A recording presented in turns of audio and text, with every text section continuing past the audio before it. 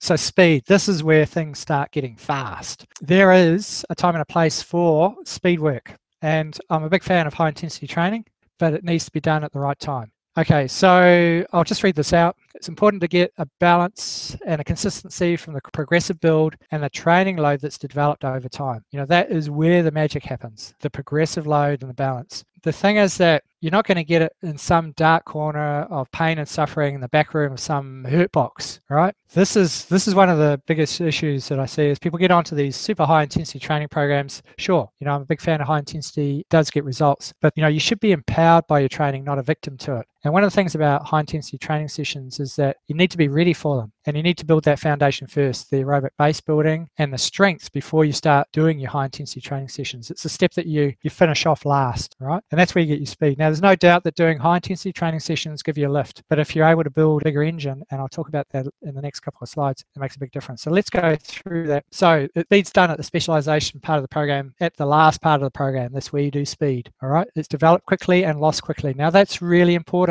Speed work's developed quickly and it's lost quickly. So it's not sustainable. High intensity training can only be done for a maximum around about 12 weeks before we have to retire you as a cyclist and give you a break for 3 or 4 weeks before we start retraining you again, because high intensity training is really something that's not sustainable. So we build our speed on combining base and strength, and it gives you a really good lift. So let's get into this. So what happens is, this is what happens to high intensity training. You've got an ordinary car on the left, and when you do high intensity training, it's like adding nitro to it. So it becomes a bit of a race car, right? So the car goes fast. But what's important to understand is that the cars are both the same size. You haven't actually made the car any bigger, you've just added nitro to it, all right? So I'm a big believer, and this is what our training methodology is around, is building a bigger engine first, all right? So you got a little car, and you can add nitro to it, makes it a bit faster. But if you instead built a bigger engine or got a bigger car, then that'd make a big difference. So you wouldn't need nitro. So just imagine it for a moment. You're in this little small car, just imagine a little small car, and you're going over a road that's quite hilly. You know, you're really having to work that car. Now, if you added nitro to it, car's still the same size, but you're stressing it more because it's got nitro added to it. But you're able to it copes. But if you got a bigger car with a bigger engine in it, and you drove over the same course, you wouldn't need to add nitro to it because you'd already be just cruising over it. Like the car wouldn't even notice. So by building a bigger engine first, much better